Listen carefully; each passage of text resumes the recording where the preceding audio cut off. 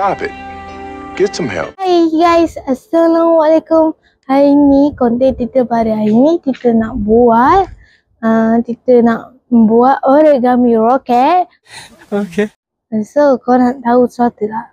Main sini tengok. Okay. Sementara tu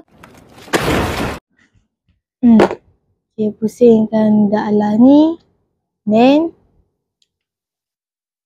siap.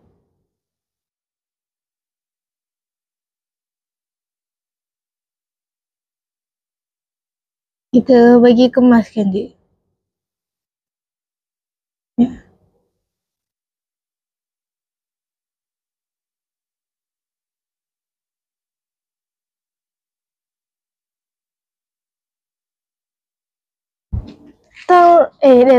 Tara, alhamdulillah. Oh my god! Wow! Mana biru, kuning, hijau.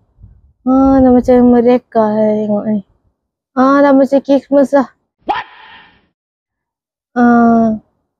Tapi tak meriah sangat lah macam orang kampung.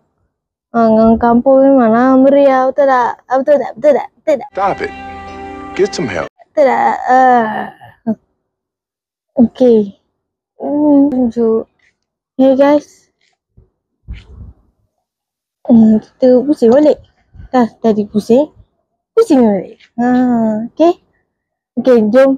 Tak mau masa, jom kita buat origami.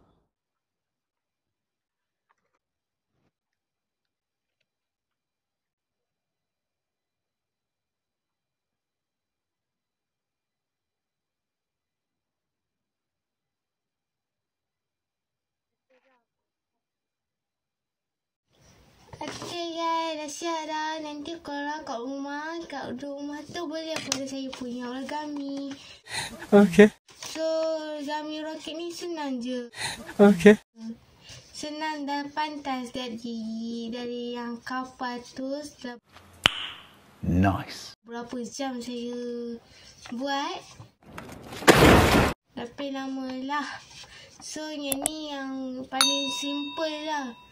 And saya berharap korang follow ni jadi. Okay guys, bye bye. Assalamualaikum.